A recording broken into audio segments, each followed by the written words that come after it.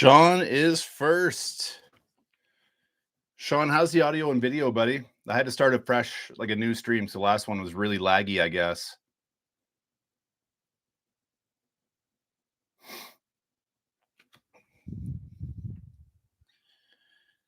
She was lagging.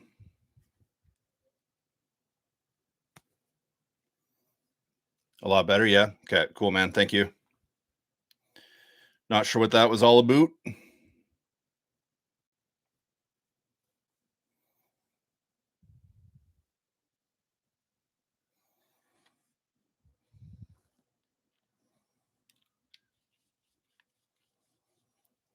Tony, you're back. Thank you, thank you, thank you, sir. Good evening from the UK. We're back up and running, boys. Sorry about the inconvenience there. Not sure what that was about. YouTube's been weird this week. There's been a few guys that have mentioned having trouble like uploading and stuff, and just it's been laggy and weird. I don't know. It was fine last night when we were doing the test, so I'm not sure what was going on there earlier, but we're getting her figured out, aren't we? You can hear me now? Can you hear me now? Beautiful. Beautiful. Well, yeah, we're gonna get this Mazda built up today, fellas. I think I can get most of it done today, if not all of it. We shall see. Technology. Yeah, it's great when it works, isn't it?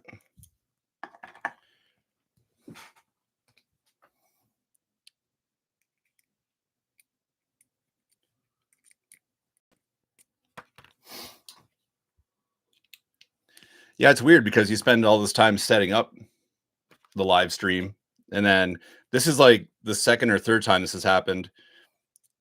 You know, you set the whole thing up the night before, and you send out all the links and everything, blah blah blah, and then you go live, and the stream sucks, and you got to restart and start a whole new one. Kind of defeats the purpose of setting up the first one in the first place.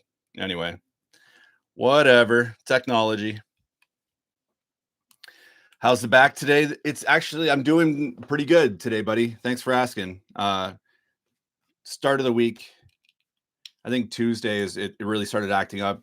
So Tuesday, Wednesday, Thursday, I was pretty much useless to the world, but started feeling a bit better again yesterday and today. Santiago, greetings from Spain. Love it. Ordered my TTO2R tools, pit mat, Cower C lube. Beautiful. Really appreciate the advice. Awesome. Good stuff, Dan. Good stuff. I think you are going to really like the Cower C stuff. It is beautiful.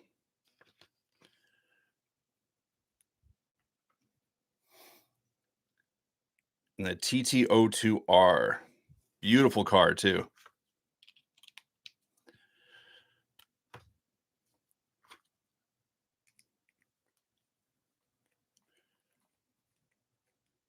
Yes, sir. Feeling brighter, feeling better.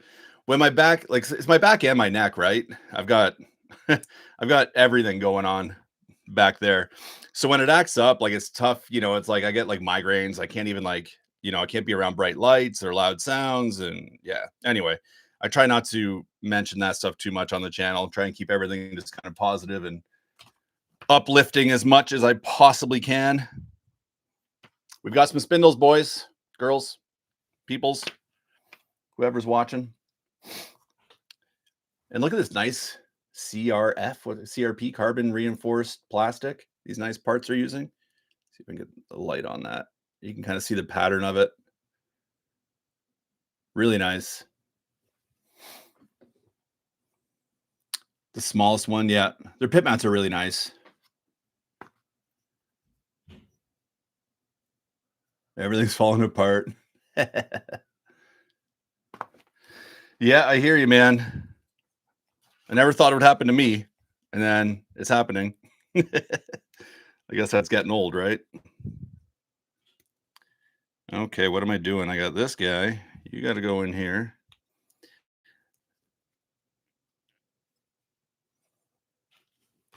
That was B1.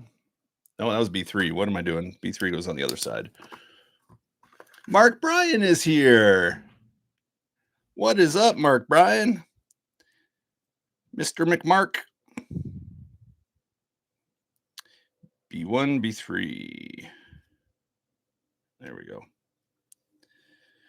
McMark Bryan.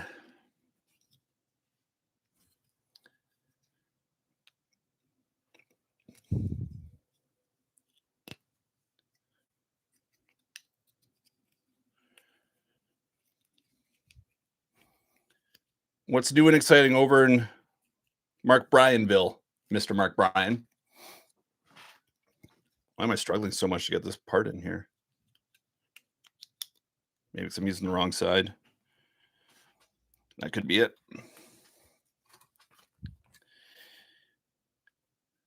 B2. B2. It's like playing bingo, putting this together. You go there, you go there.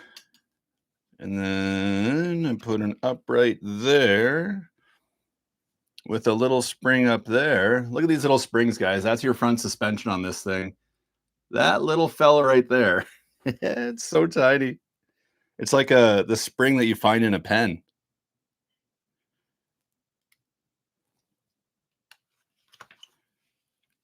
It's like it's that small.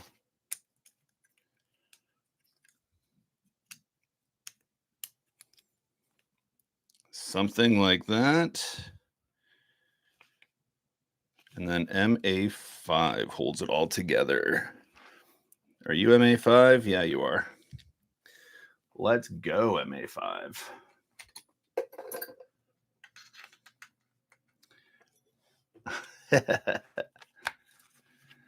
Having a break building my SCAE1E by watching me build. Right on.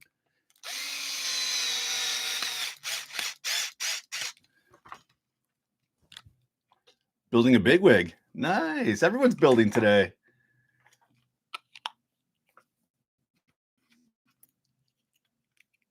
Tony. The real cursing happens after the live stream when I realize all the mistakes that I've made. And I'm like, oh man, I got to pay attention. I got to slow down, quit joking around, actually pay attention to what I'm doing. But then I make the same mistakes over and over again. Even yesterday, yesterday we were doing some testing on a live stream. I built this one shock. That's it. And I used the wrong O-rings. You're supposed to use the red O-rings. Of course, I just grabbed whatever I saw, which was black, which is not the right O-ring. Oh, well. Could be worse problems to have, right?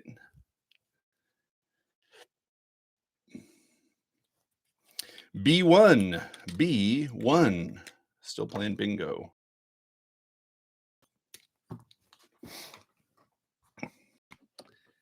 The image is perfect. How difficult it must be to build the Tamiya and respond. Yeah, it can be, buddy. It's fun, though. And I missed it, too. And I realized that when I was going through my live streams yesterday on YouTube, I hadn't done one since May. And that's kind of crazy because, I said I was going to do them more frequently, and I just kind of fell off the radar there for a while. So, yeah. Got to keep doing these things. These are fun. I love doing these live streams with you guys. It's always a lot of fun. Yeah, one shock and I screwed it up. Seriously. That's live streaming. Uh-oh. Where'd that little spring go? Did you guys hear it roll away? I heard it roll away. Where did you go, tiny spring? This is going to be the whole stream today, is me just trying to find the spring. Ah, there you are. It's a problem with the black pit mat and a black tiny little spring. Can't see anything.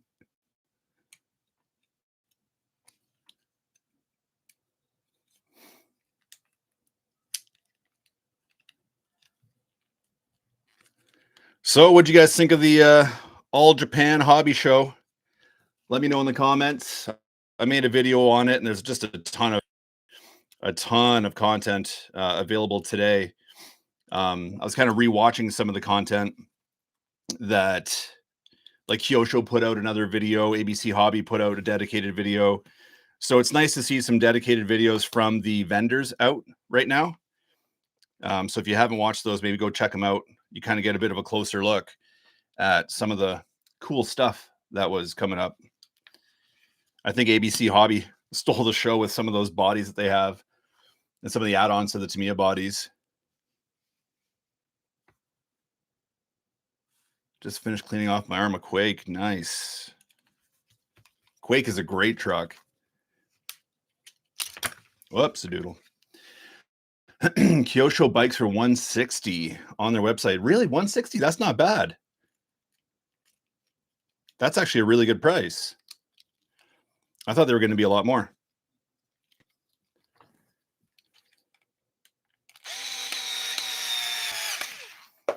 I thought they were going to be like significantly more than that. That's a really good price. Is that 787B any good? I think so. I've got the, can you see it right above? There's my Relarlo right there on the wall. Just above that, I've got the, which is the same chassis as the 787B. It is a really, really, really nice machine to drive.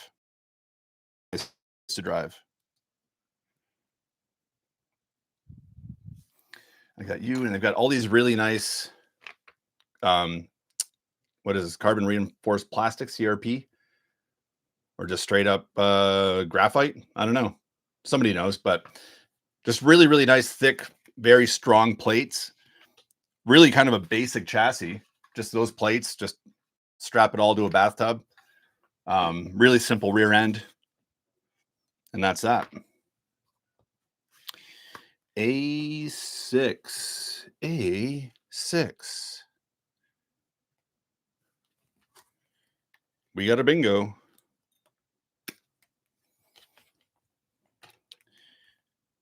E6 and D6. Where are you, D6? Even the parts trees are pretty minimal on this kit.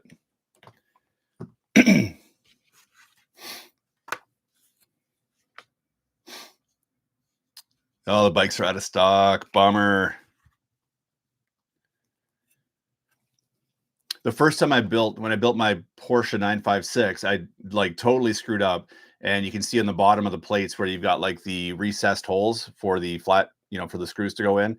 And on this side, they're not recessed. Like I was putting the screws in the wrong way and I just like wasn't clicking that they were sticking out. I'm like, why would they stick out like that?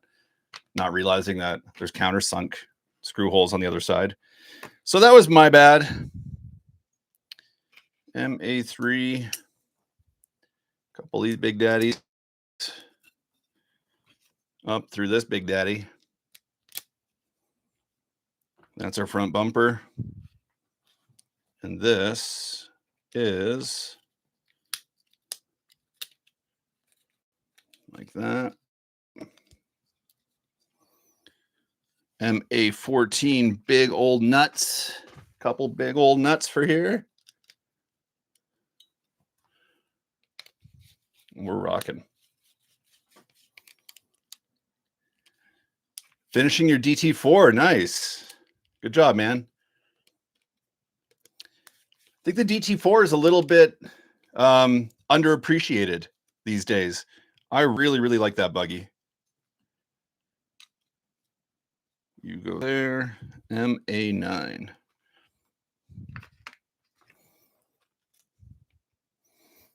I love the way everything just kind of fits together on the DT04 and having the driver figure and just like that opening sort of cockpit area. It's so cool.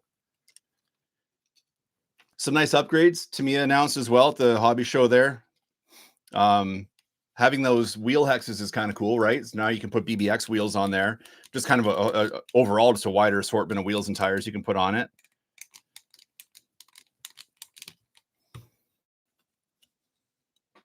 Even the drift truck is out of stock. It looks so good in the video. I bet everybody ran out and bought one. There's our front end complete. Didn't take long at all. Yeah, and so that's your suspension there, guys. I hope the camera's I'm wearing a black t-shirt, but yeah, you can see it. That's your front suspension. Pretty minimalistic. Next step, we need to get our steering servo, which I've already got. We got our gator all centered up.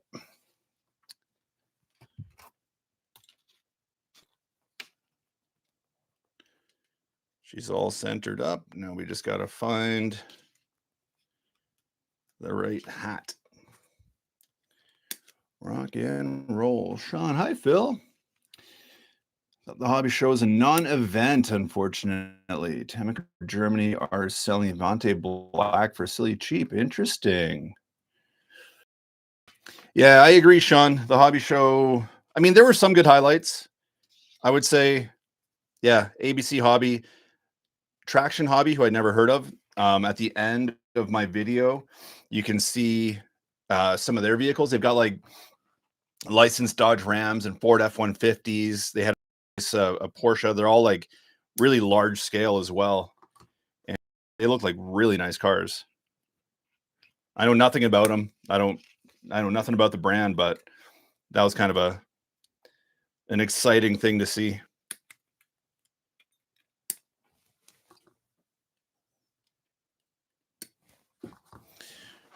Rock and roll. We have got a steering servo.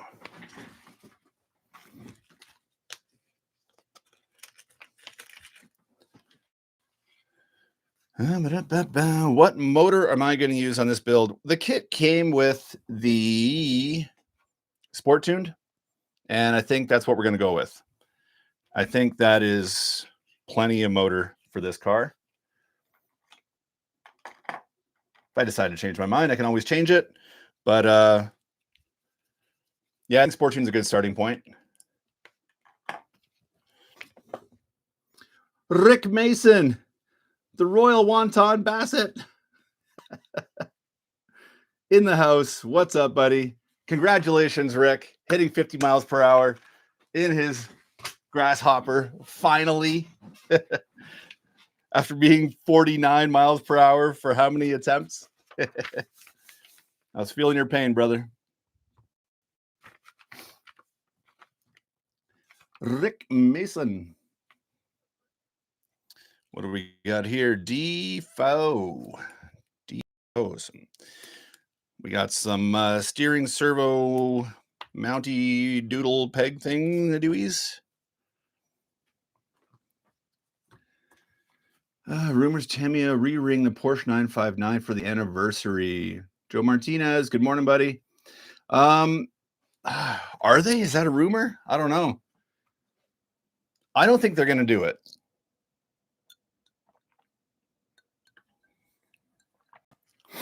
I don't think we're going to see a re of the 959. And I'll tell you why. It's like there's nothing else like it. I mean, there was weird shocks.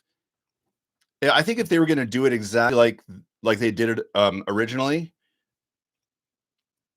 with like the weird suspension and everything, I don't know. I don't know. My gut says, for whatever reason, my gut says they're not going to do it. I don't know why. And I don't mean to be negative. I just don't think they're going to do it. What do you guys think?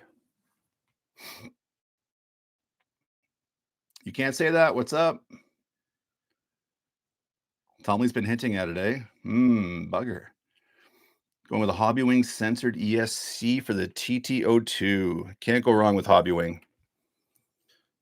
Cannot go wrong with Hobbywing. Come on, buddy.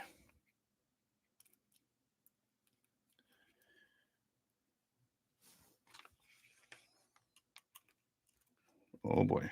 Come on, shaky hands.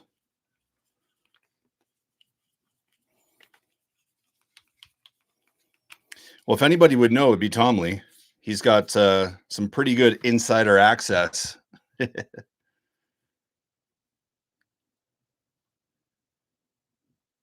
would be nice if they did.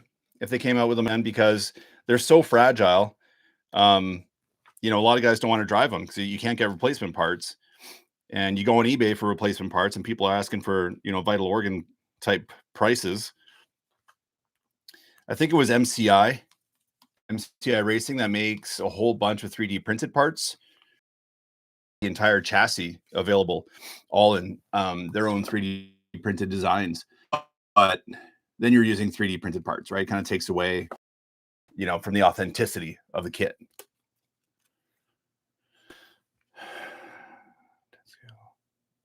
Yeah, on an MF chassis, that makes sense. Yeah, put it on an MF01X chassis.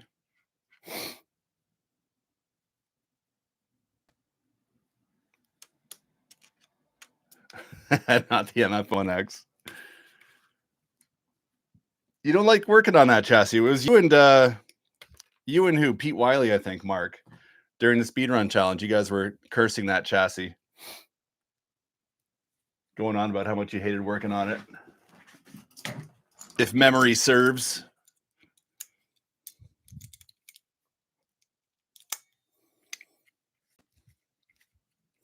It's nice to see Rob back. Rob Brennan making some more RC videos.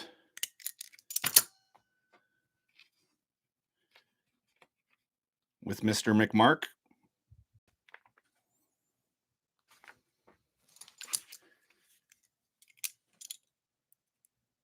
Watch first sprint race. Right on. See you, Tony. Thanks for stopping by, man. Enjoy your day.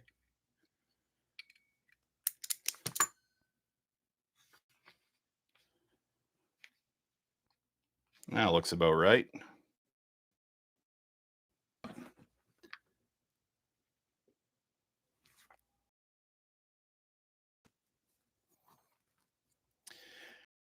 Guys, your connection is unstable. Oh, you suck.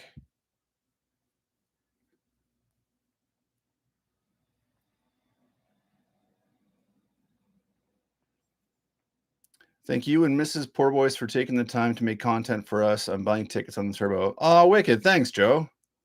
You're the best, man. Thank you very much. And thanks for the tip there, buddy. I really appreciate it. Thank you.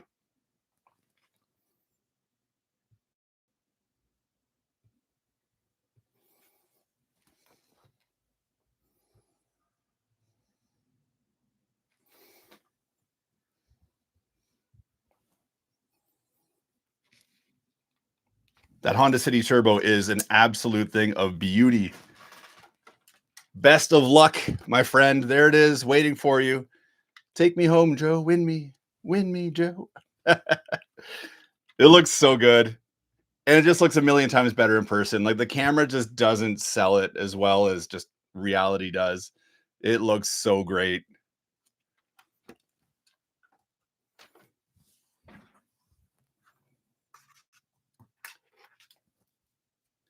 Damon, what's going on, buddy?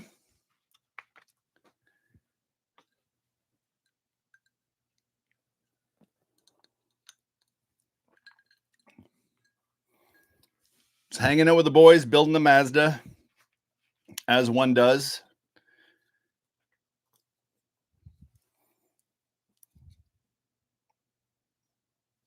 I'm going to put this steering servo in here somewhere. How do you work? You sit right there. Oh, wow, that's close. So the short arm goes here.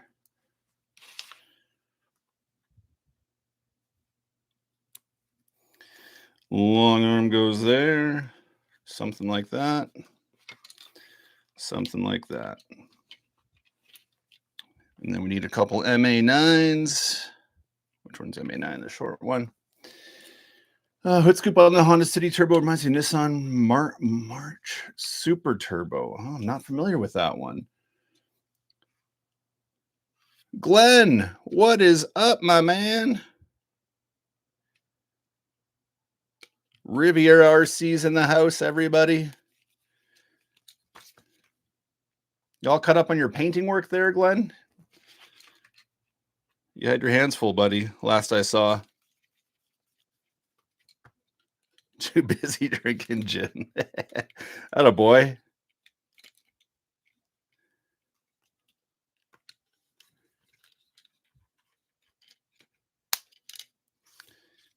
How do we do with our steering rods? Are they going to be straight? Actually, not too bad. Not too bad. I'll fix them up later on. But yeah, these chassis come together pretty quick. Like that's the whole front end right there. I mean, that's me just kind of mucking around for half an hour and while talking to you guys. But these are really, really simple cars to assemble. And now we're going to take that and kind of mount it to the main chassis, this bathtub chassis. Missed out on the Honda City Turbo. MB01 Mini. Don't care for the chassis. Dig the Mini. 12 kits behind. Oh, wow.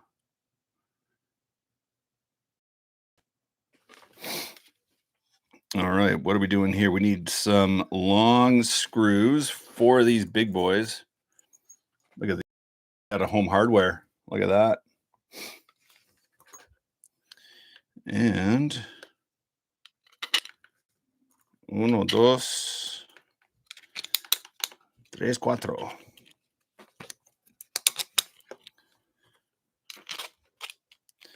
Like that. And then this is going to go something like this. I think.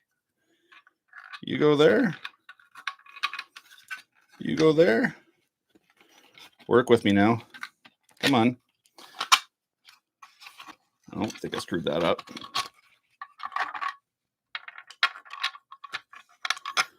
Like that.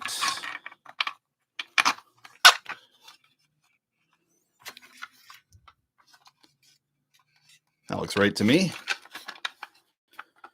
That goes like that. Then we need to put a little topper.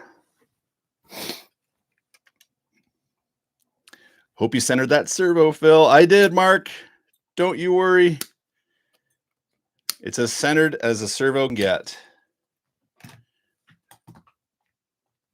I got my lucky little, trusty little servo straightener doodad, one of these things.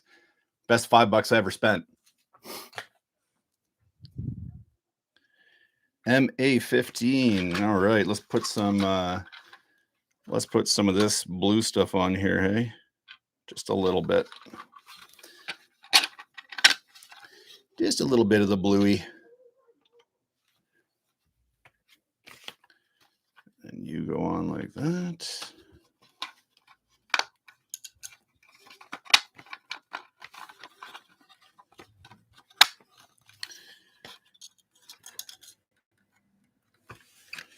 Beautiful.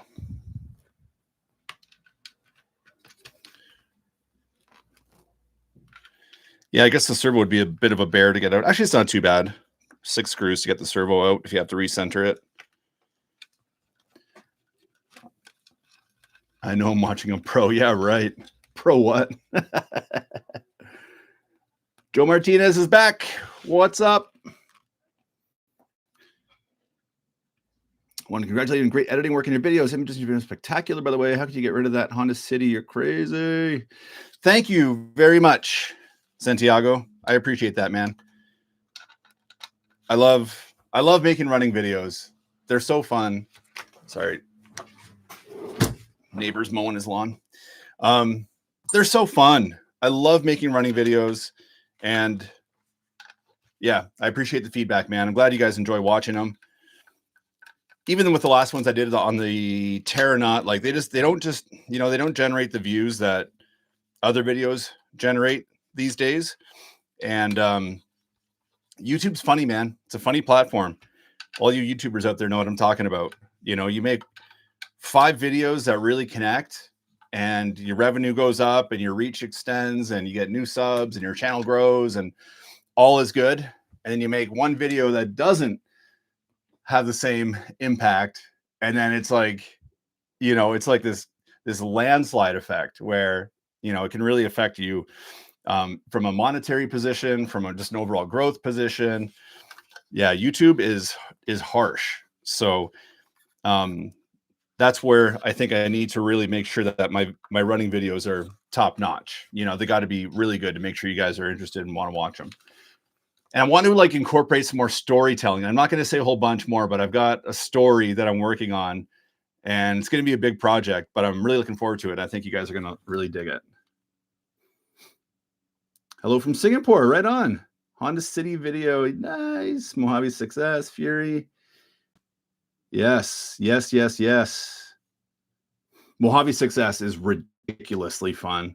We've got a new BMX track by our house. I've taken it there. I'm going to film there now. It's crazy. That thing it's such a beast. Rick, have an awesome dinner. Thanks for stopping by, buddy. And again, there's a Honda City Turbo. You're just asking about it there, power ignition. It's still here. We're raffling this thing off. Raffle goes till the end of the month. So grab some tickets if you want to try and win it.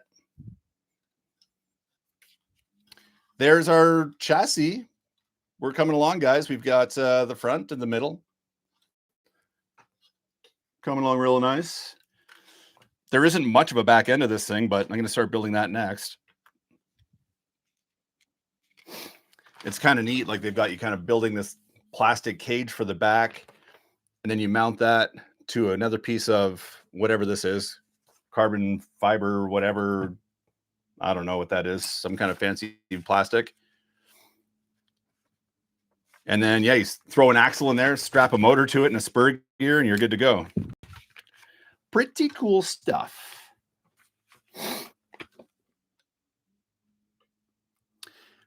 Hey, Phil, I got a notification. Your Hero RC guy just dropped new content. My Hero RC. Mateo? Would that be Mateo? How dare he? Thanks, Sean. Thanks, man. I try to be positive. I'm a positive guy. The power of positive thinking. It's a real thing. There's a really good book called, I think that's the name of it, The Power of Positive Thinking. It's by a fellow named Sean Acor. If you haven't read it, I strongly recommend you guys give it a read. It is pretty darn cool.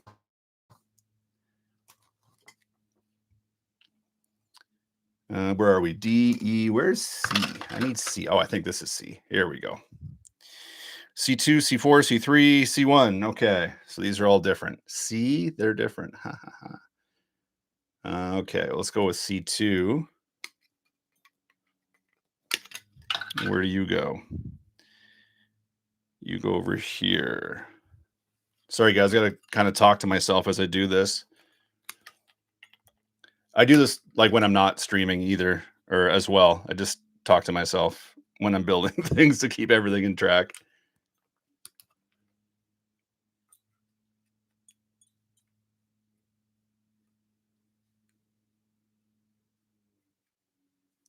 Everyone leaving. You're going to say, thanks, buddy. Stick around. C4. Yeah, the world's become a bit of a negative place, hasn't it? There's a lot of that out there. And yeah, it's not cool. We got to be excellent to each other, right? MB3, where are you? I saw you before, you giant. There it is. This fella. That little guy right there.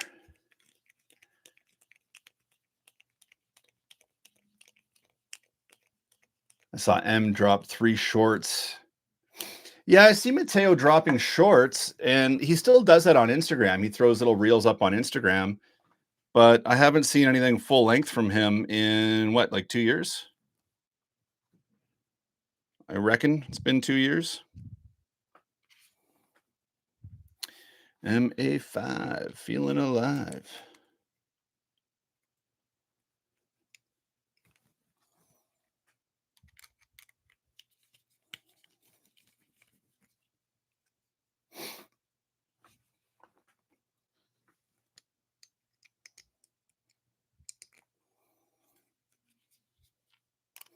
Yeah, you're right, Glenn. Social media, something about it. I think, having the ability to just be a jerk, like a keyboard warrior, just be a jerk, talk some shit, and then just, bail out is part of like a social media culture that's, probably arguably like, the worst part about it because, it's not good for anybody when human beings behave that way toward one another. Say things to one another online that you'd never say to somebody, to their face in person. That's not good for anybody. Come on now. This is hard plastic. Holy cow.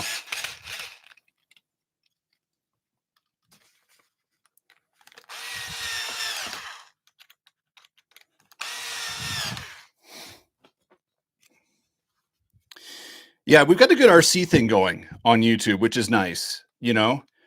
We've got everybody from, guys at the top of the game like Tom Lee, who, participated in the speedrun challenge and just good guy having fun.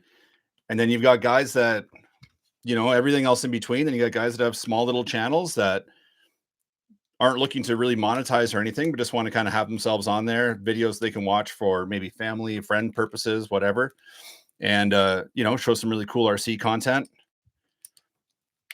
Then you get like a new channel like Tonic RC. If you guys haven't seen Tonic RC, check him out. He's got a great channel. You can tell he must have some kind of background in filmmaking because he's just like, he really knows what he's doing. And his videography style is really cool. West Coast guy as well, so I'm kind of partial to him. I like him.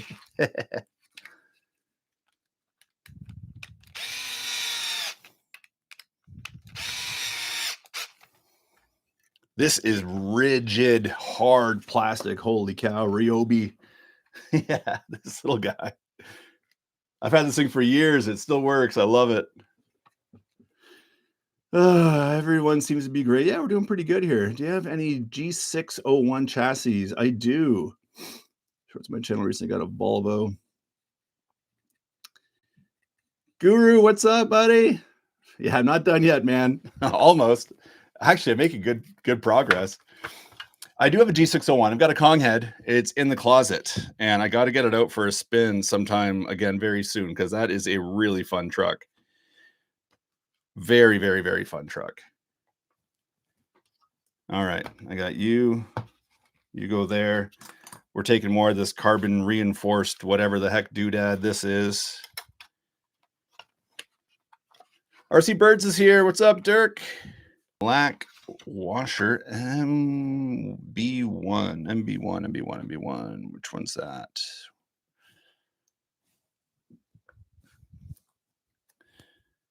That is this guy.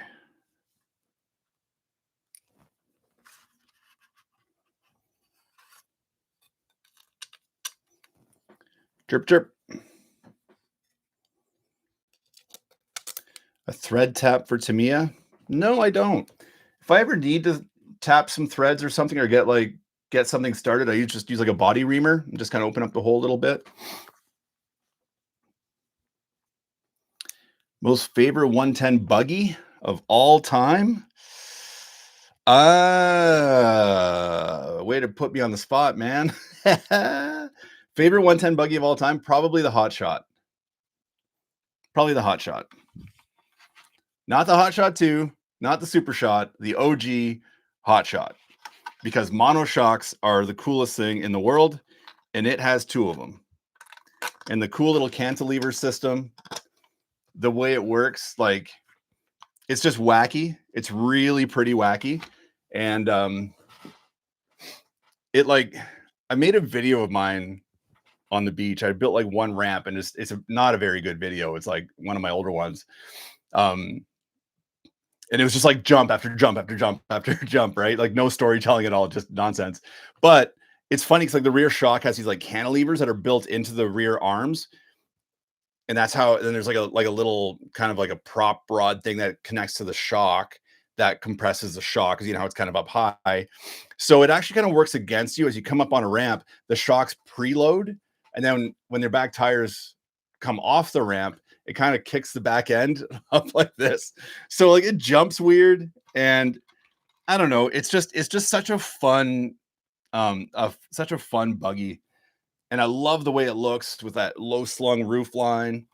So yeah, probably Hot Shot would be my guy. Good question. Oh, Blitzer Beetle, good call.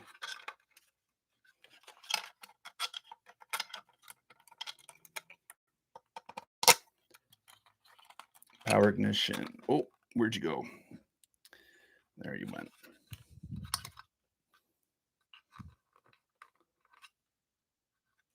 I forgot to like. Yeah, there you go. Hit that like button, everybody, if you don't mind. If you like it, that is. If you don't like it, then don't. I wouldn't recommend hitting it. Don't lie. Don't lie to yourselves. Those likes, I say it in all my videos, but they really do mean the world to us. That is currency to the YouTube algorithm. So if you guys like the video, please hit that button. It would be awesome. Mucho apreciado. There's some hearts flying. Nice. You guys are the best. Feeling the love now. Feeling the love. And I'm going to be doing more live streams. I was on a good kick for a while there, and then summer came and summer got crazy. I'm not going to lie. Summer got crazy. And anyway, winter's coming again. Time to start hunkering down a little bit and doing some more live streams with you guys because these are fun. Are you in there? What are you doing? Come on now.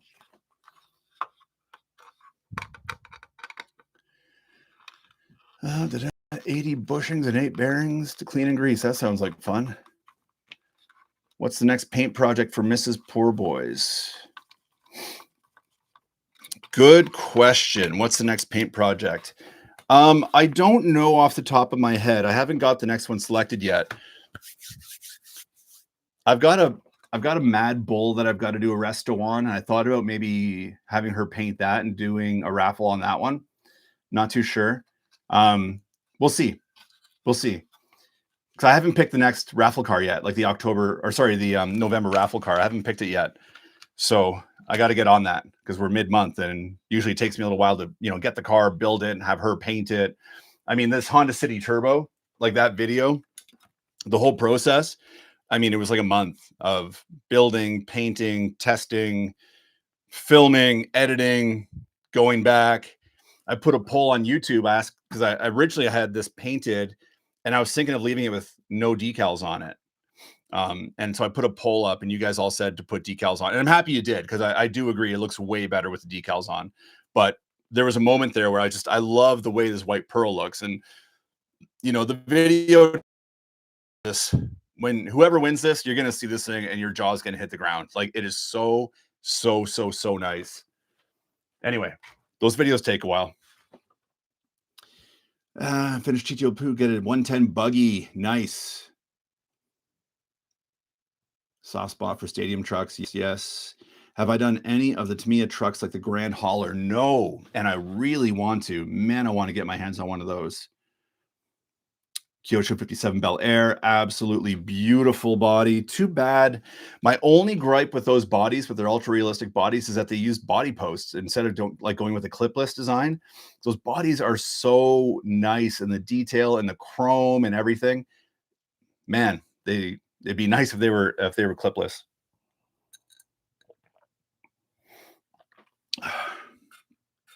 Monster Max, yeah. There's already another YouTuber that's raffling off all those. Andy Hall, what's up? Darren, hello, mate. What's going on, boys? Boys, girls, peoples.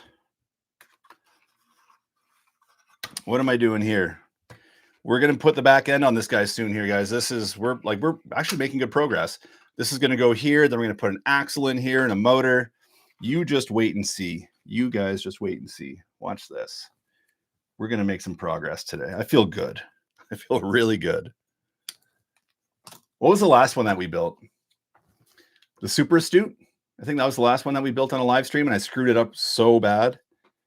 I had to take the whole thing apart and basically redo it. This guy goes on here. MA7 is a little shorty. Bang. What's up with that thing?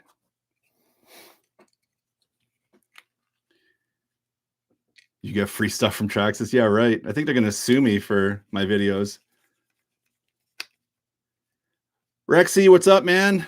Multitasking, watching you, F1, eating pizza, and building a spotty Hornet. Good job, man.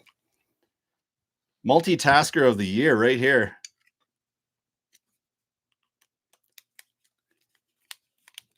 Tool time VW Cama MK1. Beautiful. Finished my Subaru Brat. Painting the shell was a nightmare. Yes, it was. I remember painting my Subaru Brat body shell, the hard one, because it comes with two, right? It comes with the ABS and a Lexan, and I used the ABS one, and I remember thinking it would be pretty easy to paint. You're just painting the outside, but man, it took like a week because you're using so many different colors, and the headlights and the tail lights, and let everything dry and proper weather conditions, and yeah, it took forever. D3, 4 of those. 11 projects. Attaboy.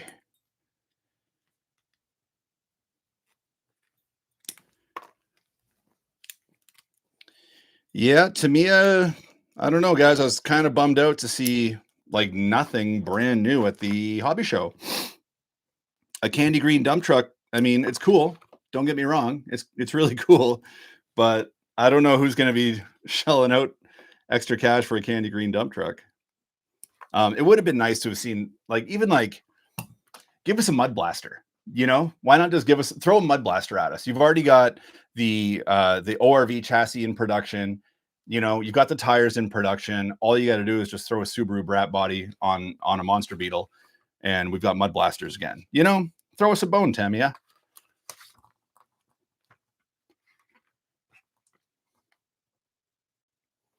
Kyosho Madwagon. No, I don't have one. I don't know how the Madwagon has eluded me all these years, because I love that truck. It looks fantastic.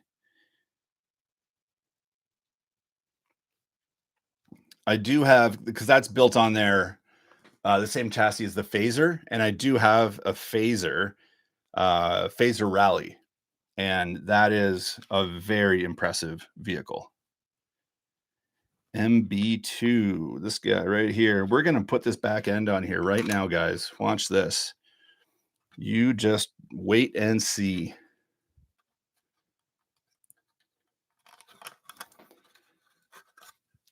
Madwagon in blue, great chassis. Yeah, definitely.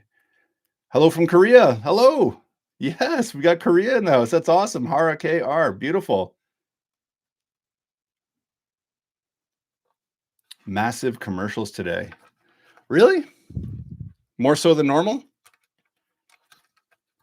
Because I used all the same settings, but this time I'm going off of my computer, not on my phone. So maybe I don't know, maybe that skews something.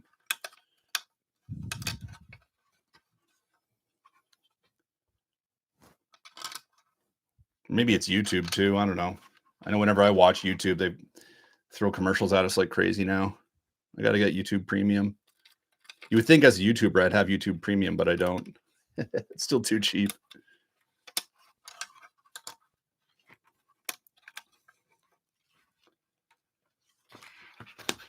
Hopping cell towers. Yeah, maybe. Not too sure.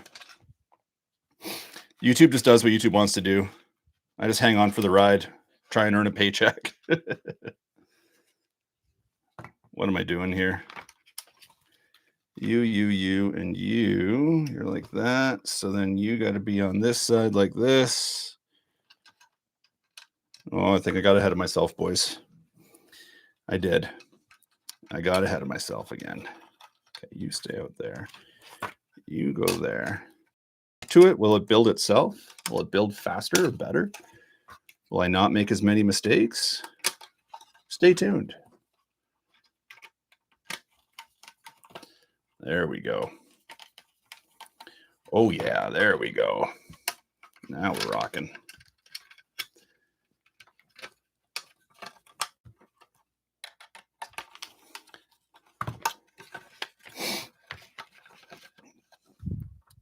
You haven't seen an ad either, eh? That's funny. So Shannon's getting all the ads. Americans getting ads. Brits are not getting ads.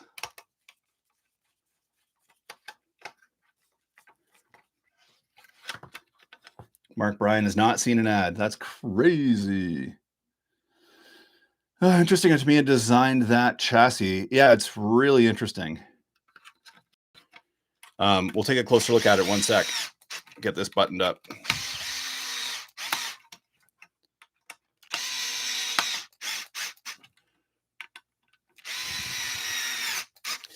They're using a really interesting mishmash of parts. Sorry, of materials, I should say. So you've got this FRP, a lot of these FRP plates. This one's like 4 mil thick. I mean, it's huge. One of the back's 2 mil. You got FRP, you've got kind of that softer plastic that they use that, you know, you would never use this thing on because you're going to strip it out right away. So they've got the soft stuff. Then they've got this really, really hard plastic back here for your rear axle to mount into. And then ABS in the center for the bathtub. All over the place with materials.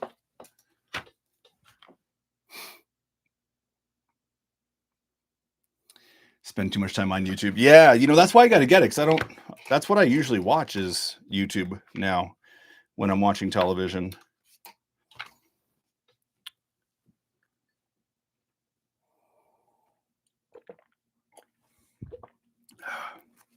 All right, so main chassis is done. We're making some good progress here, fellas.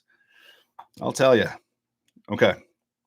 So now we're going to kind of, next step is to take the rear axle, which is actually extremely beefy. This fella, we've got some hubs we're going to bolt onto it, get it all figured out, and yeah, get this machine rocking and rolling. Okay, let's do it. I got you. You got to go through there.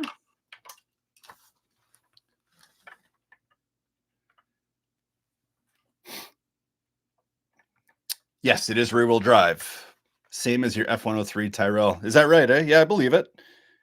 Sounds about right, Mark. Monsieur Mark Bryan. Make sure I put this drive shaft or this axle in the correct way. There we go. MB8, which is a ball bearing. We got a couple of ball bearings in this kit, which is kind of cool.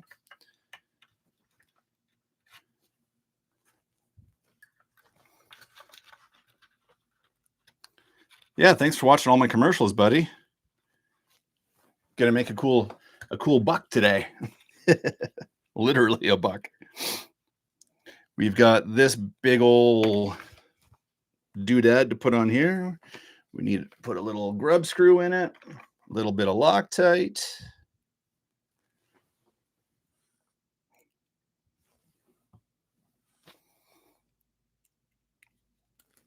What do you guys think I should do for a car for the November raffle?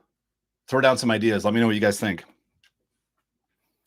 I haven't selected a chassis yet, so it's still very much up in the air.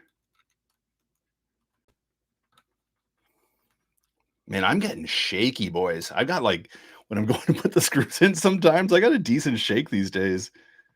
What is really going on? Okay, then we need this big bad boy. Not you, the other one. Is it you?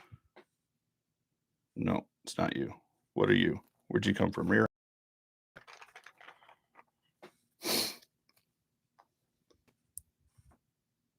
Looks like this, but it's not that. Which one could you be? Wheel stopper, attaching rear axle, A2. Oh, that's what I'm doing wrong. That's what I was doing wrong. Which one's A2? A2. They're both A2. All right. I got it now. I was about to get to that point where I'm like, to me, I forgot to put a part in the box, but we're good. Clodbuster. Ooh. Subaru Brat with a hard body. Ooh. It doesn't have to be a Tamiya only car. Um, we've done some Kyosho's in the past. I find my audience is really more kind of Tamiya Kyosho driven, motivated, if you will. A Dragon series, yeah, that'd be good. On a Sand Scorcher, yes, she has. On my personal Sand Scorcher, we did a James Hetfield, the lead singer of Metallica, my favorite band. He's got a guitar, a Les Paul guitar, and it's black with it's got a big iron cross and kind of like a rusty, kind of like a darker gold color with a couple stripes. So we did the stripes and the iron cross on the Sand Scorcher, and it came out really, really nice. Put a matte clear coat on it as well, and it's awesome. So you go on there, MB6 flange lock nut. Flange lock nut. There's a flange. Those are for my wheels, though, aren't they? Maybe not. CCO2, yeah. CCO2 would be good. Actually, we've got one sitting right underneath here that belongs to my wife. I bought it for her for her birthday in February, and she still hasn't put the thing together. But that's okay. So you're on there. Firmly tighten, yada, yada, yada. Yada, yada, yada. Okay. Where are you, MB14? Here you are. I need one more grub screw. A lot of grub screws in this build. Really grubby. Bronco. Hers is a Bronco, yes. Because her CC01 was a Bronco. And we both miled out our CC01s so badly that like they're just done. Like they're just worn out. Like there's nothing left of it. And it's just all slop and 3-wheel drive half the time. the the way the CC01's built, like it's a bathtub chassis, and your center transmission, everything's all incorporated into the chassis. And when we built them, I put them together, like this is like 10 years ago, and I used like marine grease or like axle grease. That's just what I had available. And it's a pretty potent petroleum product. Try saying that 3 times fast. Potent petroleum product. And anyway, so what it's done is like the petroleum's weakened the ABS chassis to a point where like it'll flex now. So when you're under load and you're crawling up rocks, the chassis flexes and your pinion strips out the spur gear. So we replaced the spurs, we put new chassis in, but the same thing happens. So we're like kind of done with the CCO1s and going full CCO2, moving on.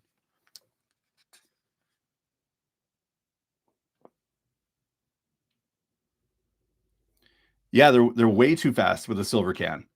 Yeah. Like a nice 45 turn. It works well in a CCO1. I don't know why they're geared up as high as they are. Oh, and I missed a step. Oh, Philip, yakking away. I missed a step. Let's go back and do it right.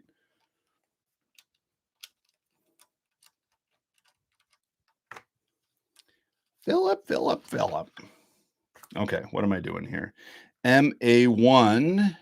Where are you, buddy? There you are. Is that you? That's you. I gotcha. With a couple washers. Good old MA13. How you doing, bud? Holmes Hobbies. The CCO2 is just so much better than the CCO1 in every way. I really do prefer it myself. Okay. Then I need these MB5. Make 2. Okay. Tighten screw so MB5 is fully inserted. Okay. I gotcha. I'm picking up what you're putting down.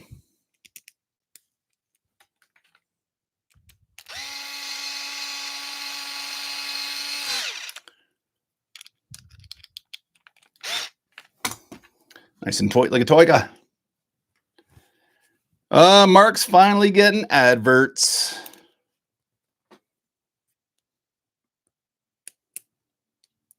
Yeah, Pajero Mini. Oh, sorry, the Mitsubishi Pajero. That one's so nice. That body kit's so nice. Gonna make 2 of those. My daughter ordered a Flower Power MO5 for her 10th. Oh, nice. No hope of it being built. Oh, that's cool. She got one for her birthday, though. That's nice. Some of my best memories as a kid is building Tamiyas. It's such a great thing to do, you know, friends, family, whatever. It's awesome.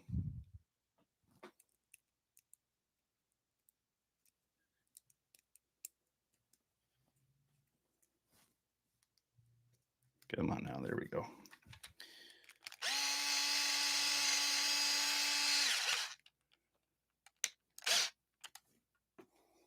Could build my CCO2 with you, although I have a Lada Nivea body to go on it. A Lada Nivea. Not familiar with the Lada. CCO2 with torque tuned. Yeah. Yeah, CCO2, just like the CCO1, it just seems to be really geared for a single speed transmission. The gear ratio is quite high.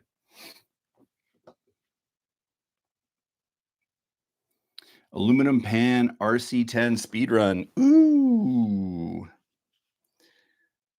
Now that would be fun. Expensive. People might get upset with me.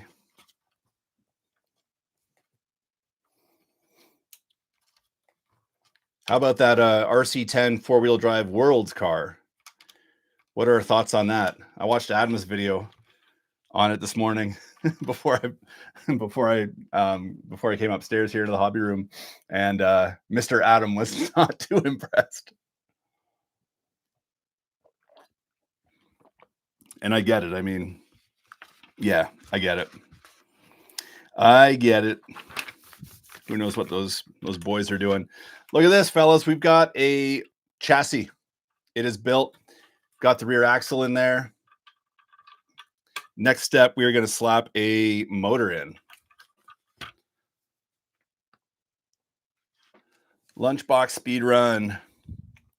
That's what we did on the first year. First year was the CW01. And that was a lot of fun.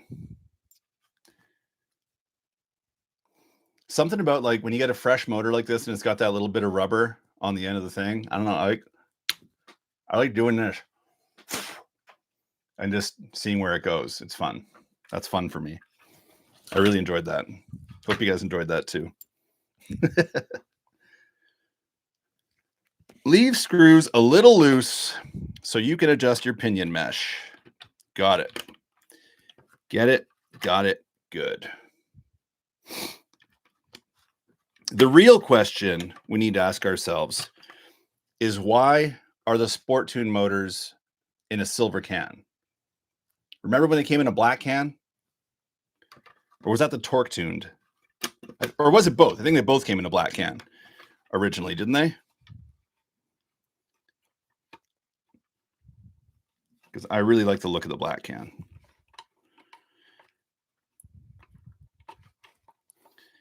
Now, where are the motor mounting holes? There and there. Beautiful. U and U, and then MA1, a little bit of U.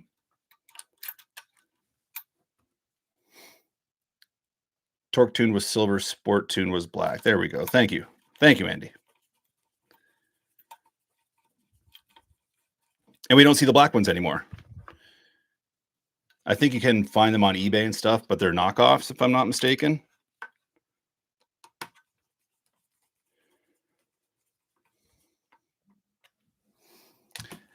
Never had one on black. Oh, interesting. For cost, yeah. More tracks in North America. Yeah, you're right about that, man. We've got a Sport Tuned motor in there. Looking sharp, everybody. Next, we get to play with some balls. It is time to assemble a ball diff, which is also a spur gear. And I think I won't screw it up this time. I think I got it. I'm feeling confident. Came with a little tube of ball diff grease as well. Let's get her going. Like as soon as you open this thing, it just like comes flying out.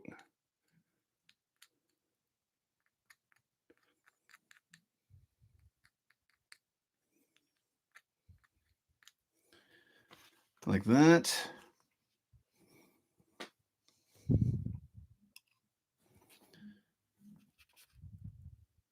These are actually pretty big diff balls.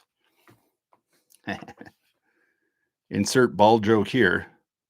But all kidding aside, these are actually pretty substantial diff balls. They're pretty big.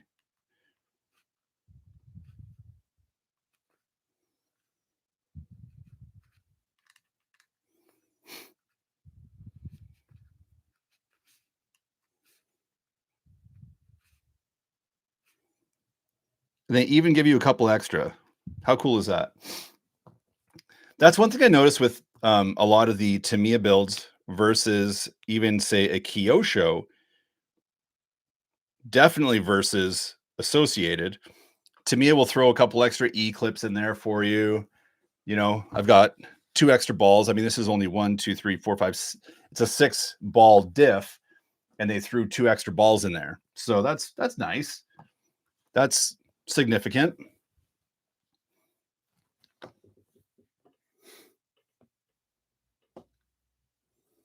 Cameron, what's up? Big space balls. ACDC, in case you drop your balls. That's right. Get the Traxless Rustler 4x4. Take a shot every time I say balls.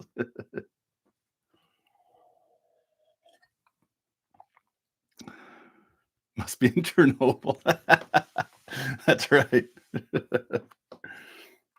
No, that's funny. That's funny. You guys are funny. Funny guys. You're a funny guy. Okay, focus fill. GB1.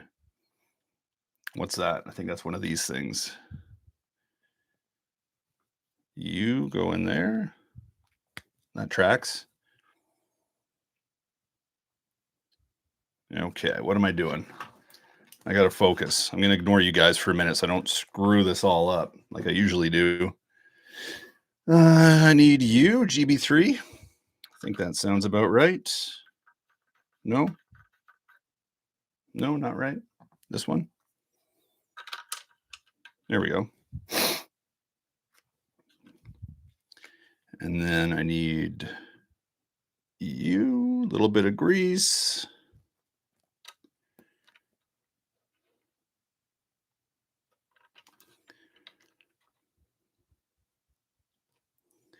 Come on. This little tub of diff grease was like, it's all air. It's like buying a bag of potato chips.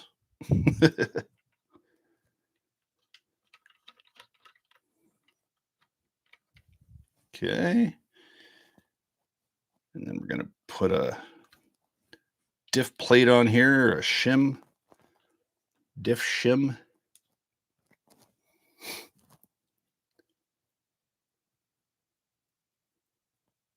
Balls deep in the build. I'd say so. Fuck, you guys are good. Okay, then a little more grease on here. I like it greasy, you know. I like get my balls nice and greasy for you guys on Saturday morning. We really got to put like a rated PG-13 on this show. Okay, you and you, and then you go in there. You go like that. Okay. And then one more of these guys, right? Yeah, yeah. Okay. A little bit more grease. Fingers are all covered in grease now. There we go. You go on there. Oh, boys, we're killing it. You go in here. And then you go on there. All right. Nailed it, guys. Nailed it. Is that the Blackfoot 2 on your wall? That is the Blackfoot Extreme. How'd it go? 1, 2, 3, then Extreme, I think. Correct me if I'm wrong. That's an Extreme. Masami could have done with the spare clip. Spaceballs, the clip tool.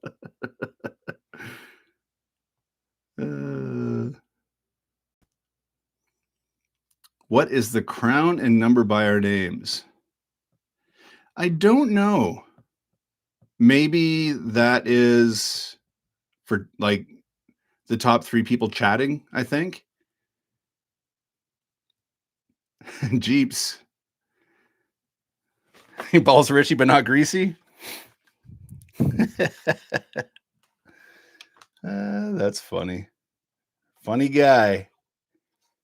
You're a funny guy. Jeeps.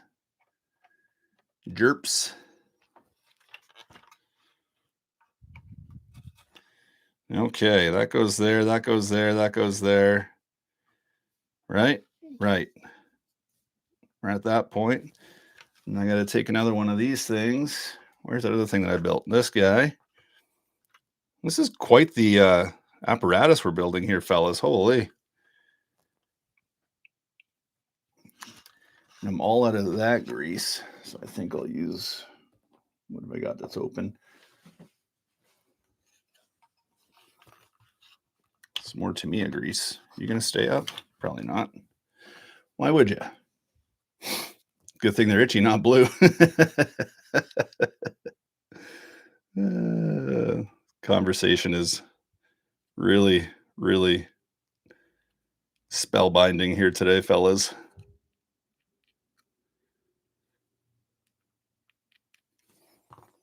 A little more Tamiya grease on there. Get that fella going. MB10. We've got a couple of these little wishy-washery things. Where'd you guys go? You were here yesterday. There you are. Like that and like that. Bang, bang.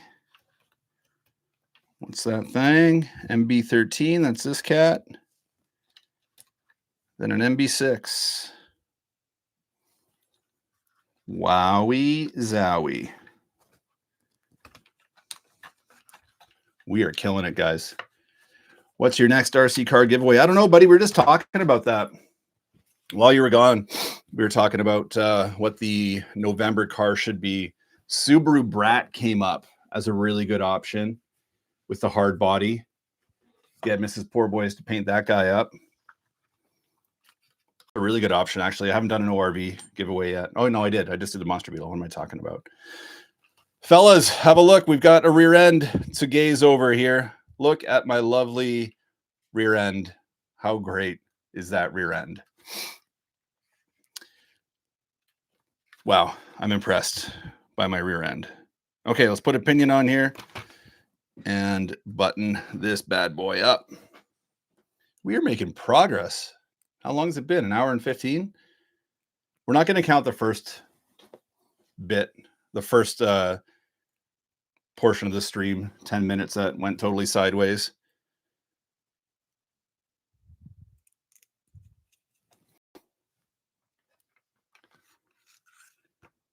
Buying a Brad nailer. Good luck, buddy.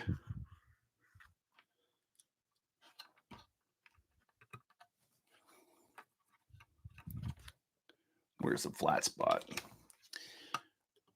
Ooh, the flat spot. There we go. There she be.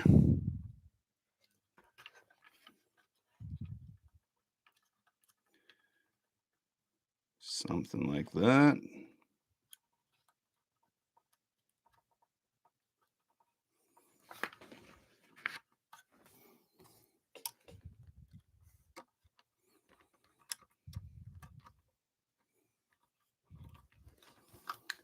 Beautiful.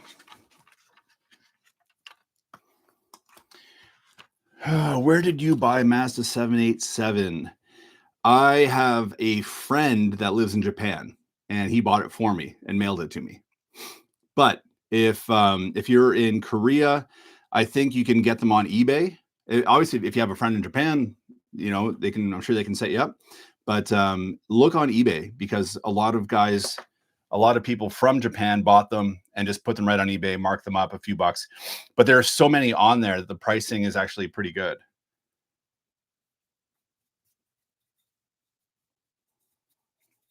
Amp-rotated quad headlight brass. Oh, that'd be nice. All right, fellas, we got a pinion gear on here. It's even actually kind of meshed properly. Wow. I just kind of stuck the motor in and it's meshed beautifully. What are the odds of that happening? Not bloody likely. Okay. Motor's in, rear end is in. Next step, we have to build a shock, but I built a shock yesterday during testing.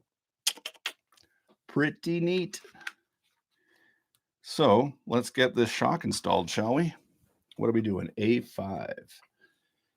We got this kind of cool cage thingy. Gonna cut out and attach to the chassis. For all my friends in the UK watching today.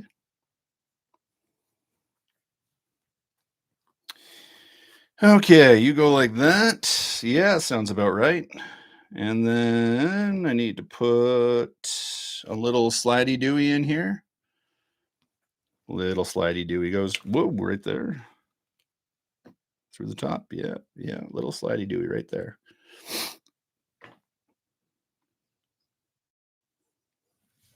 Then an O-ring on either side. Interesting. These are cool cars to build. A little bit different. Definitely funky. You. MC6. This fella.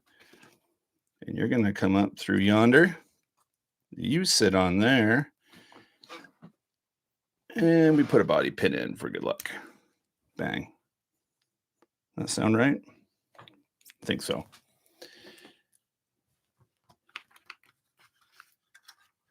Will Jeeps, if it's 25 years, you can import to the USA? Yes, you can. Yes, you can indeed. Okay, what are we doing? Now we're going to attach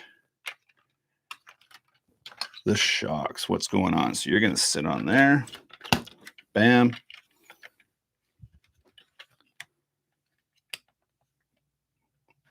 What a cool design.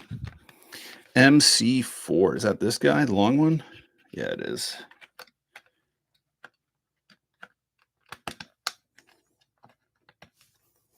Gonna get loud, boys.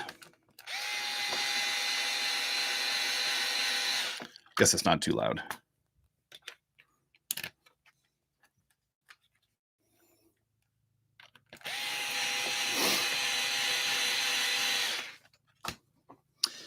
Walking to the hobby shop. Can't you do a cross-border trip for the paint you need? I could. The thing is, where I live, guys, it's tough to get across the border because I live on Vancouver Island. So for me to go to the States, and we're so far south, like Port Angeles and like Seattle is like, I think it's only like 50 kilometers from my house. Like it would actually be quicker for me to jump on my stand-up paddleboard and I could paddle across to Seattle, buy some paint and paddle back. That would be the easiest way for me to do it, although probably illegal. But yeah, living on Vancouver Island, there's a ferry that goes from the south end of the island right into Port Angeles, but it's an American-owned ferry. And the way that it works, it's like designed for day trips for Americans. So it arrives, I think it boards in Port Angeles at like 9 a.m.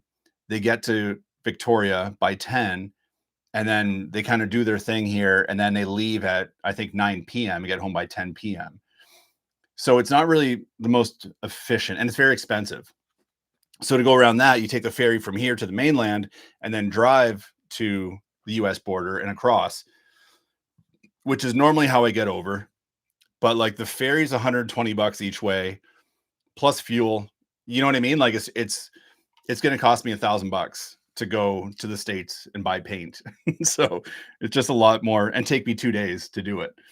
And then smuggle it in and hope nothing goes sideways. So I just haven't bothered with it because it's just too much, too complicated.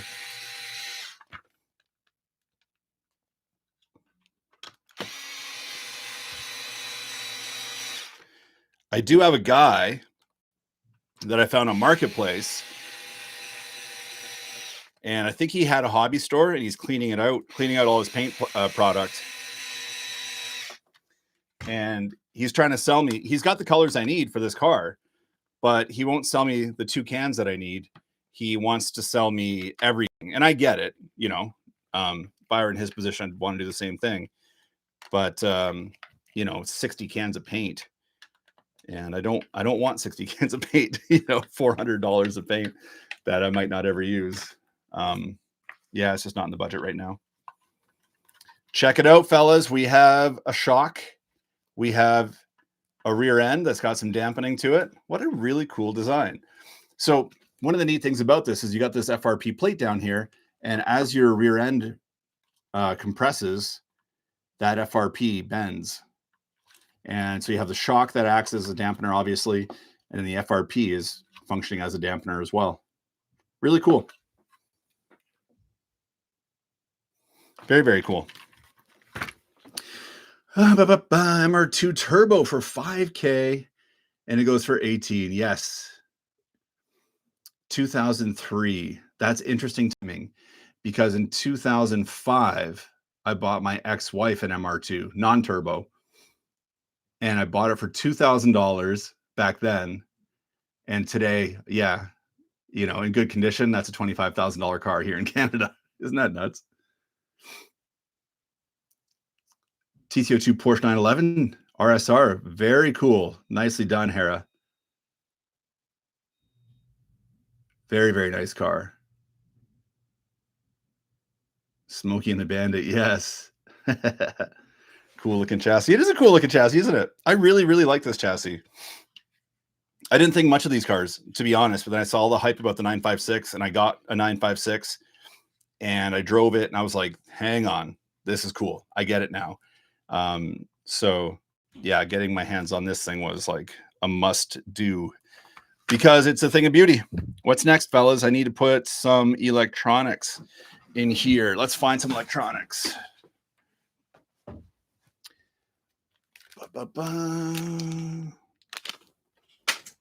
Receiver.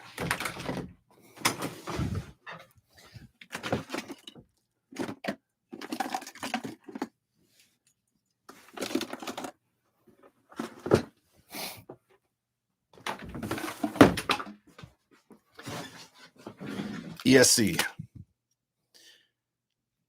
Hobbywing 1060. Tried, tested, and true. Perfect for this thing. Receiver. I'm going to be using my Fly Sky. Once again, SRC Hornet. Bound. Okay, cool. Let's use that one. Radio Link receiver. Because I love my Radio Link RC8X. I don't care what people say. It is awesome. Cool. Okay. We've got a ton of space in here to put your electronics, by the way. I mean, tons of space.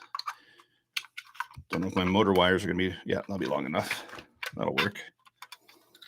Beautiful. Let's get her going. What did I miss? Shelf queen or runner. I'll run it once, maybe twice. It'll be in the middle somewhere. It'll get a bit of use. ProTune Hobbies, what's up? What chassis are the Group C cars on? Aren't they 1/12? They are 1/10. It is this chassis. I don't know what Tamiya calls this chassis. What do they, is their name for this chassis? Mark, Brian, you would know. Glenn, you would know. I don't know what they call this chassis. But it's definitely 1/10 scale. Here it is, basically pretty much 90% there.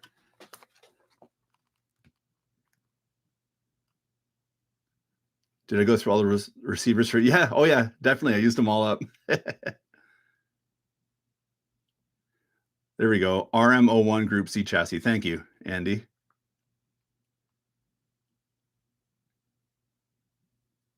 Fuel tube you should buy for TT01 shocks.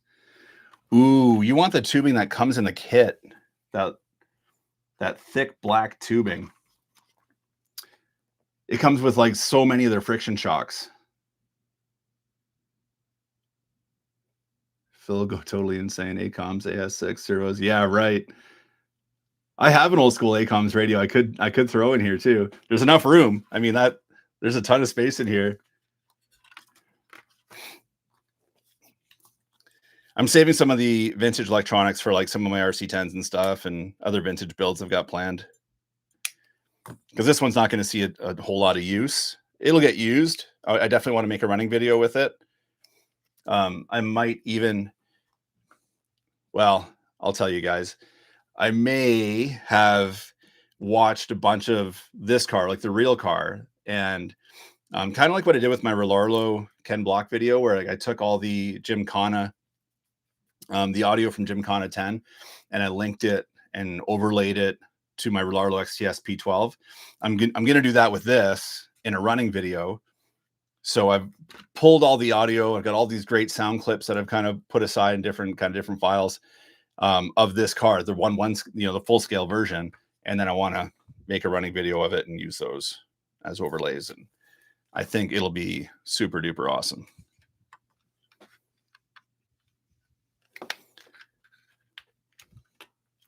There we go. That'll reach. Yeah, that'll reach. Beautiful.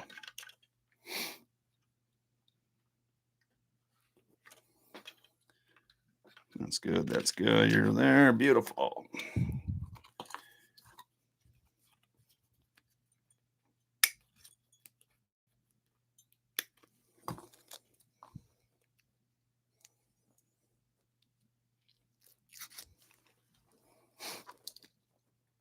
These are good cars to build too, I think, if you're somebody that's getting into the hobby, if you're new.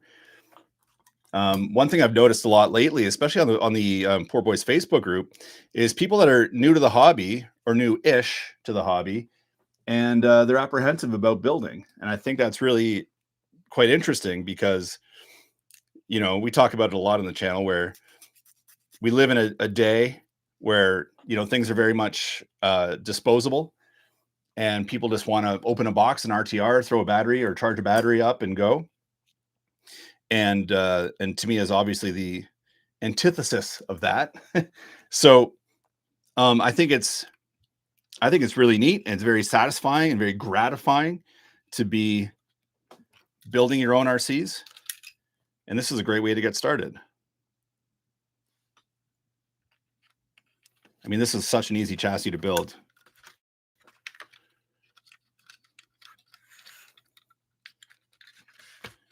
You in there. Yeah, because we're pretty much done here, guys. Get the tires mounted.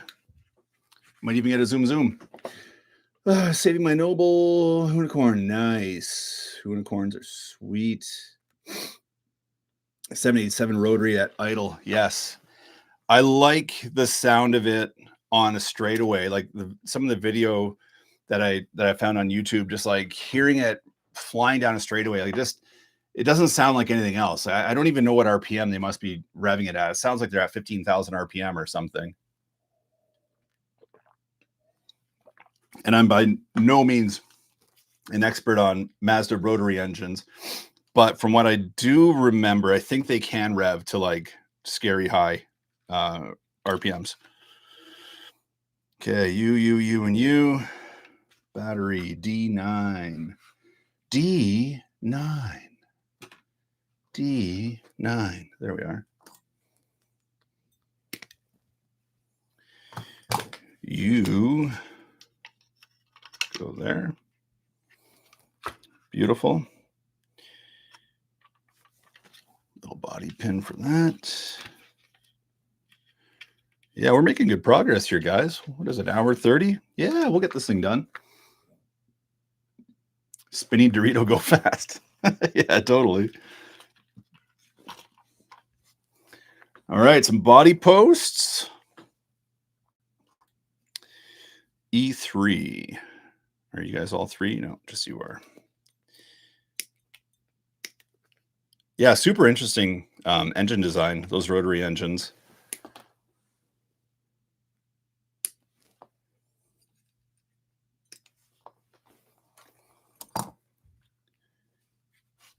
MA7, that's the two little short guys. Where are you? Two of you. Bingo bango. See you later, Mark. Thanks for stopping in, man. 9,000 RPM at Le Mans trim, max RPM 10. Okay, there you go. Thank you. 10,000 RPM. That's wacky. Just that sound they make that. Yeah, it's just wild.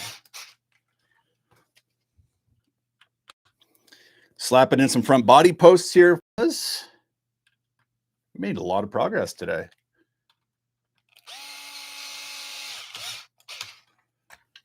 Bam, bam. A3, A3. Cockpit set for Need a Bigger Shed. Yeah, that would be nice. He's got some amazing stuff. Rob at Need a Bigger Shed. Need a Bigger Shed, I should say. Can't speak today, apparently.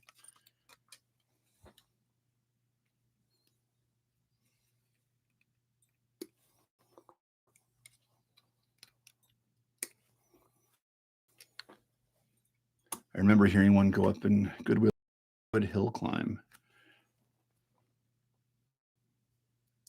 Rotors become Shoryukens. Absolutely. A3.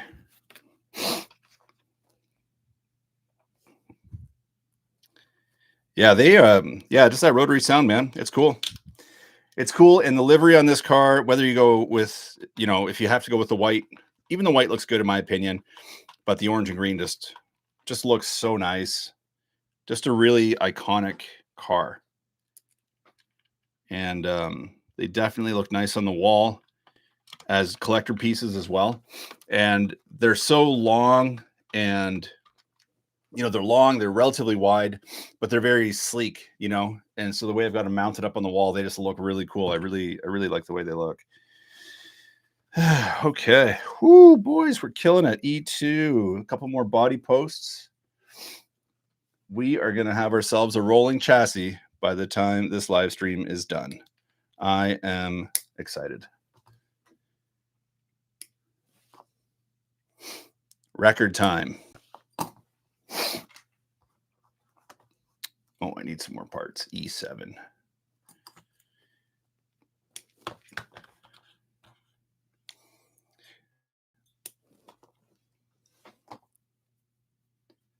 Cosworth VA can rep to 12K plus. What? The Relarlo and love driving it. Yeah. XTS, or not the F10. Such a good car.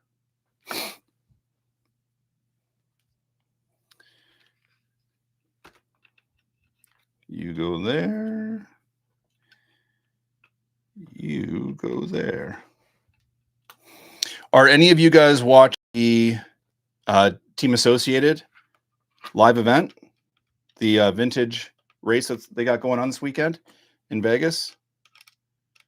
They're just live streaming everything from what I can tell. I thought about kind of capturing some highlights and making a video out of it, but there's so much going on. It would take me days to get through all the footage. Be nice if the stock tires on the Group C were actually wide enough to fit the wheels. Yeah. And you know what's interesting? Funny you should mention that, because on the Porsche 956, they were definitely not wide enough. And I thought maybe I'd done something wrong. But on this one, on the Mazda 787B, give me 1 second. These tires are very fragrant, by the way, but check it out. They're actually the correct width. That's the rears. And I didn't check the fronts yesterday. Yeah, the fronts are a little off. Definitely off on the front. But the rears are good. There's the rears again. And they are the correct width. So that's nice. Next, I got to build a wing. E4. Eeyore. Where is my... There. E4. And then that's it for the E parts tree. Nice.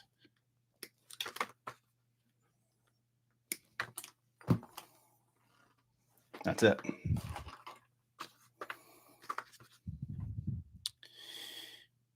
You go there, you go there.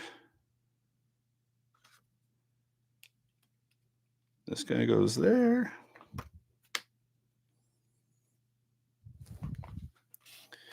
MA1, that's you. One thing I don't enjoy at all. Oh, we're not using them this time. I thought we were going to be using those. You know, like they're kind of like, it's like a lock nut, but it's round. It's just kind of got like a bumpy edge on it. I don't know how else to explain them. Not my favorite.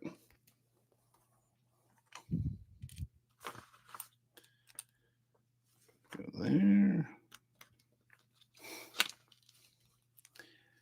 James, pop back later. We'll see you in a bit, my man. Leftover RC10 Vegas Edition kits will be available at K&K. Oh, interesting. It's a nice looking buggy. I'm not going to lie. I mean, it's an RC10. I don't know if they did anything special for it, but I do like the way the colors all look. Yeah, I think it looks cool, to be totally honest. I'm not going to buy one. I'm not going to try to anyway.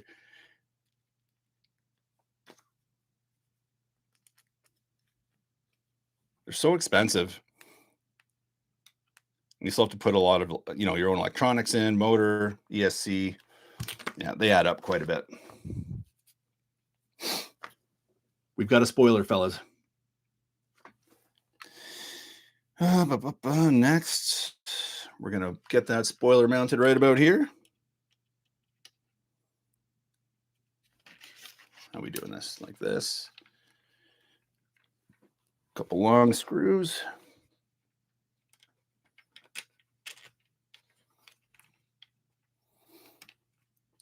For my friends over in the UK that are watching right now, after this, I'm going out to look at a car. You guys that watch the show know me by now. I like weird old cars from the 80s and 90s, and I'm going to look at a 1988 Mercedes Benz. It's a 230E, I believe it is, which is the, what do they call it? The W124, W126 or something like that.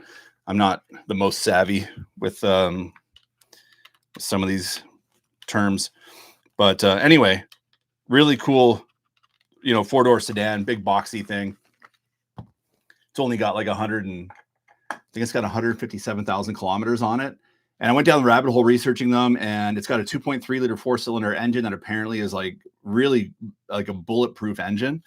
And yeah, I think I just need something a bit bigger than my Camry. I love my Camry so much, but it's just so small, and my back and my neck, it's just not working. So I want like a slightly larger sedan, and that might be it. So if you guys have any feedback on those, let me know.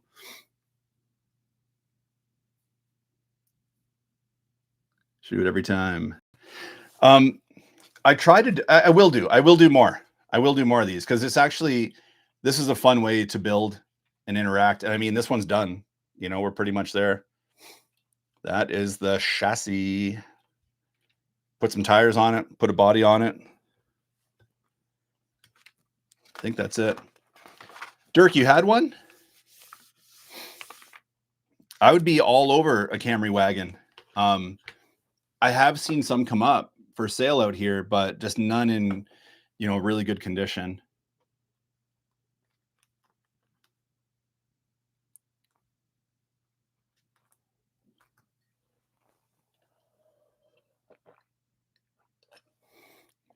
I love my old Camrys. My old Camry, I should say. Wheels, wheels, wheels, wheels. So fun thing, if you guys have never built one of these before, excuse me, the kit comes with these. This is like kind of, I hope you can see that. This is two-sided tape. It's clear, but it's got a white backing, so it appears to be white on camera. But you got 4 strips here, 4 kind of thin strips, and then 2 thick strips here and 2 thick strips here. And basically what you do is you double-sided tape your tires onto your wheels. Did the Firebird sell? Yes, it did. I sold it on Bring a Trailer. I got hosed on that deal, but whatever, it's gone, and I'm just happy it's gone.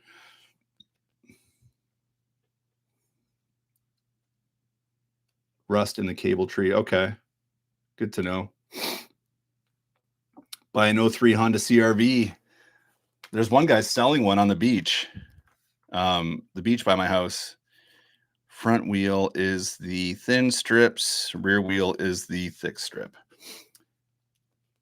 Yeah, there's a guy trying to sell one. I don't think it's an 03. I think it's a bit newer, maybe like an 08 or something. But you know how it is today. I don't know what it's like in your part of the world, guys, but out here in Canada, people want big bucks for old, beat up, lousy cars. I'm sure it's like that everywhere else too. Times are tough, you know. Can't blame people for trying to make a buck.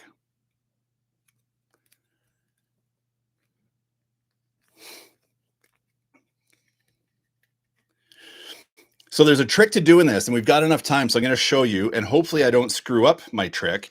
But when I did these tires for my 956, I thought I was going to screw it up, but I actually did it right the first time. So I think I got it on lock, and I'm going to share it with you guys here real quick. Just want to get these guys mounted up. My fingers are still greasy, and I'm touching two-sided tape. I shouldn't be doing that, but whatever.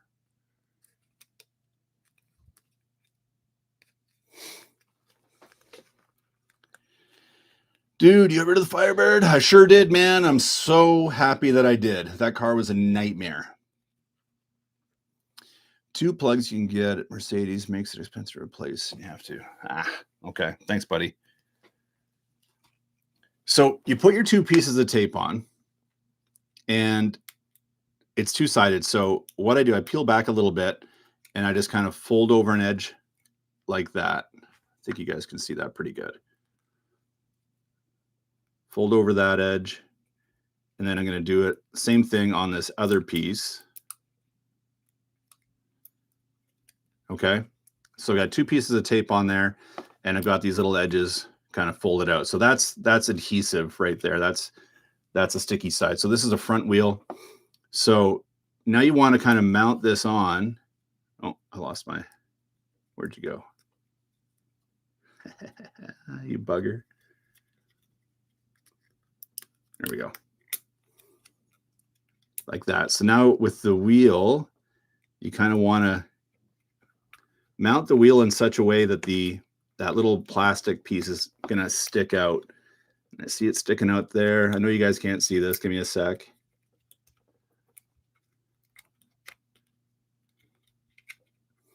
Going to get this mounted, and they want it mounted so that, yeah. Get your rubber on there, or your foam, I should say,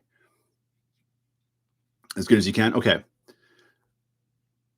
So now it's on there, and unfortunately, this wheel is a lot wider than the foam is. So maybe I'll take a knife and I might cut some of that tape off there. But anyway, so you got this little tab sticking out. So now with that hanging out, you peel it out from under the tire, and that's how you get your tire to stick to the wheel. And same with this side. Just grab it and pull it out from inside, or from underneath, I should say. And now your tire is on there, on like Donkey Kong.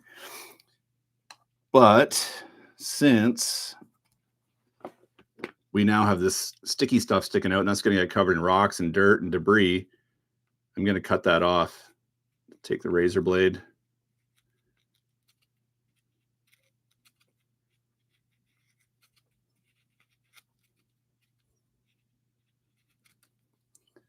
And hopefully I can just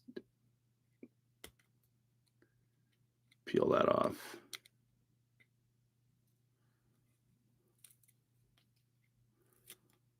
A little bit. I'll get it. I'll do it off camera.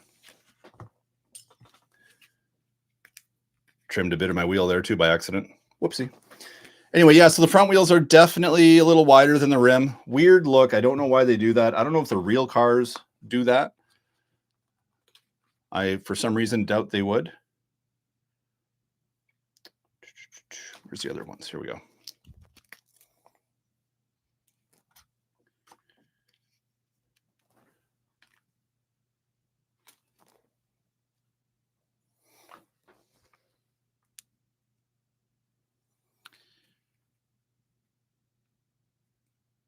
Email me in the next days. Okay, cool. Thanks, Dirk.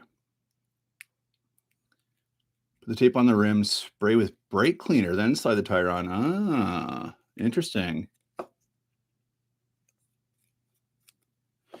Here in Argentina, Tamiya are expensive AF. Oh, is that right? Hey, I wonder if it would be cheaper to buy it somewhere like, you know, from Japan or even from Canada. We've got some good pricing here on Tamiya these days.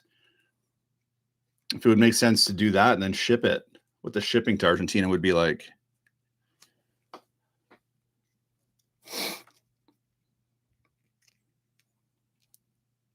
Because shipping these days, I find, can be quite affordable, depending which carrier you're using. The last Canada Post is on strike, so the last raffle that I had for the Monster Beetle, that one went to the States. I won't say where, but it went to the States, kind of central state, and normally to ship a Monster Beetle that far from here would normally cost me, I'd say, I don't know, $60, maybe $70, $75. But now I had to ship via UPS, and they jacked up all their rates because Canada Post was on strike. So it was like $175 to ship the thing out there, which was absolutely crazy. And then now, anytime you ship anything to the States, even if it's a gift, we have to, as Canadians, and I'm sure this is true worldwide, you have to, there's an app called Zonos, and you have to prepay duties on the item you're shipping, even if it's a gift. Okay. So you have to take a photo, then the app uses AI to determine what the item is that you're shipping and what the value of the item is. So you can't just, enter in some BS figures. The app does all this work for you, or air quotes, does the work for you, and basically tells you what you have to pay. So, and it's pretty expensive. The Traxxas Slash Mini, if you guys remember that raffle, that was $100 I had to pay. So, and that's not even shipping, that's just duty. And I don't know where they come up with these numbers, but so it's like $100 to ship it, and then $100 in duty. It's like, it's crazy, man. It's getting expensive. Having fun is getting to be too expensive. Anyway, we're here to be positive. Look at this, the tire trick. It works. I'll put this one in a better spot so I don't have to do any trimming. Bam. We got front tires. Let's do the rears. And then it's time to call it a day, boys and girls. As soon as I make, good luck with the build.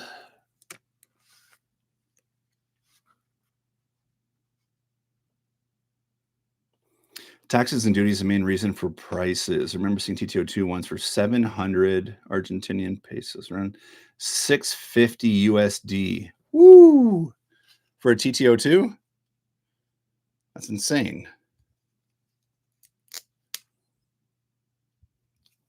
That is too much dinero.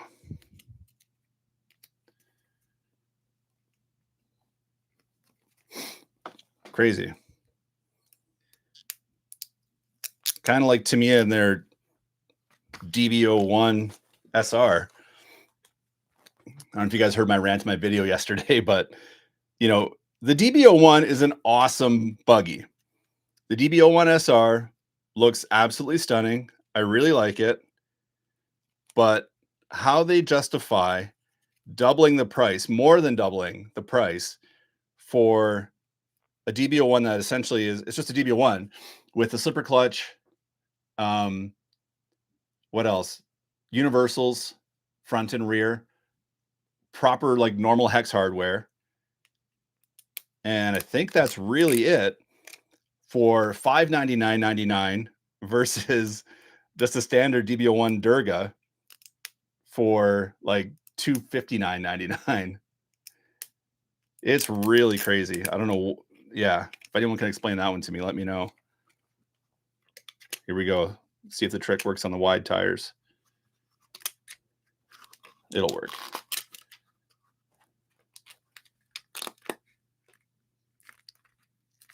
There's just so much more meat on these and bigger sticker too. But at least the rear tires are like pretty much a perfect fit on the wheel. Not quite. They're like 95% there.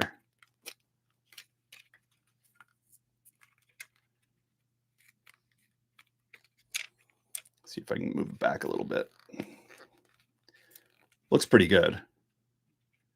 Last thing you want is like a wobbly wheel. It will not look good on those slow motion shots coming around a turn.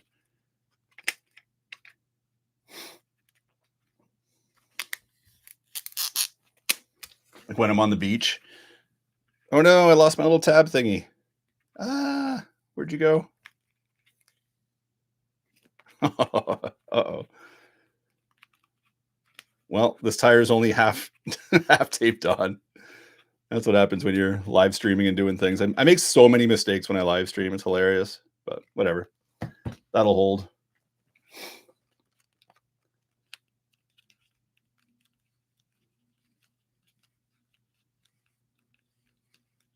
Awesome. Good night, Dirk. Have a wonderful evening, my friend. Thanks for stopping by and hanging out.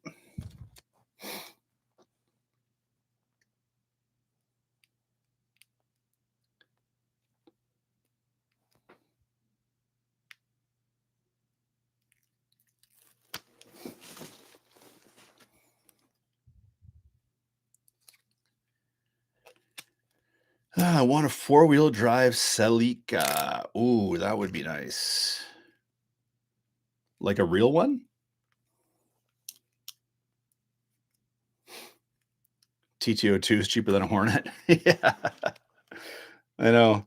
I bought a knockoff TTO1 from eBay, one of those all aluminum ones.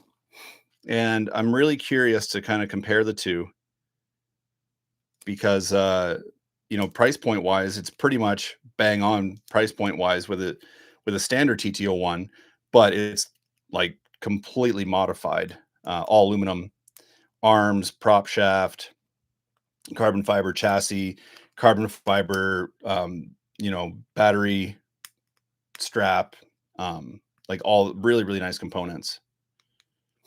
So, but it's an eBay buy and it's like the slowest shipping ever. So it'll get here when it gets here. Come on, you bugger. Come on, you. Oh, had you for a second. Celica All Track, yes.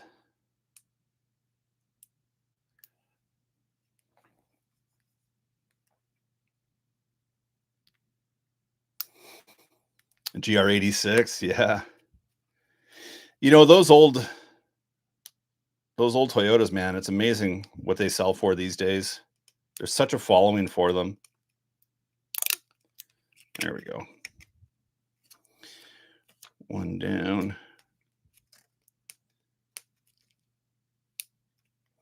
It's unfortunate. It's like I'd love to get my hands on an old Toyota pickup truck. Anything from like 1980 to probably say about 1987 or so. I would love to get my hands on, but they're so reliable, and out here what happens is a lot of guys drive them, buy them, drive them, they turn them into like bush trucks, and they go off-roading, and which I'm all about, but like they do like a, really crazy kind of extreme off-roading, and they beat the living snot out of these cars, out of these trucks. And, there's just nothing left of it. And, the bodies are all mangled, and, they're not maintained very well. And it's tough to find a clean one out here. So I've been shopping around on Bring a Trailer and stuff, but like they're so hot on Bring a Trailer, they go for just gross amounts of money. And most of them are in the US. So then you got to, ship it over, and then, do all the out of province inspection, out of state inspection things, and out of country inspection, I should say. So yeah, cost of ownership really can skyrocket. There we go. Remember to do this one correctly.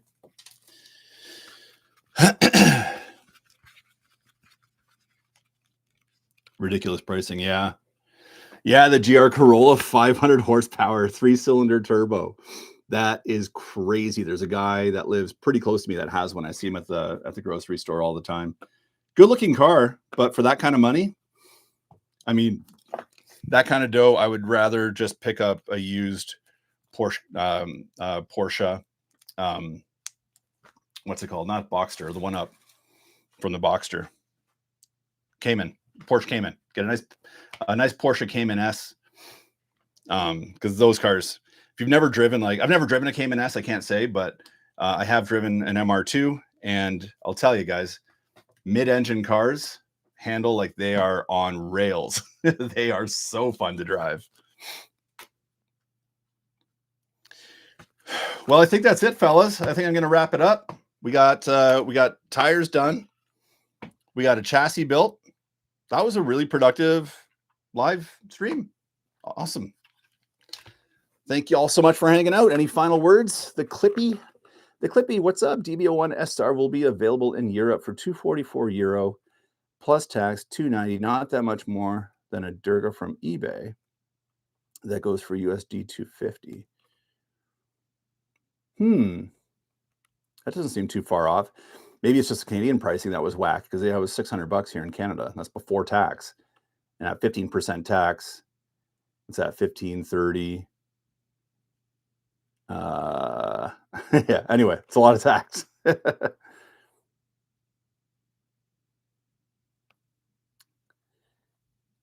AW11 or SW20? Sorry, I'm not sure what that is. Sweet, enjoyed the stream. Thanks for the chat. Always love chatting with you guys.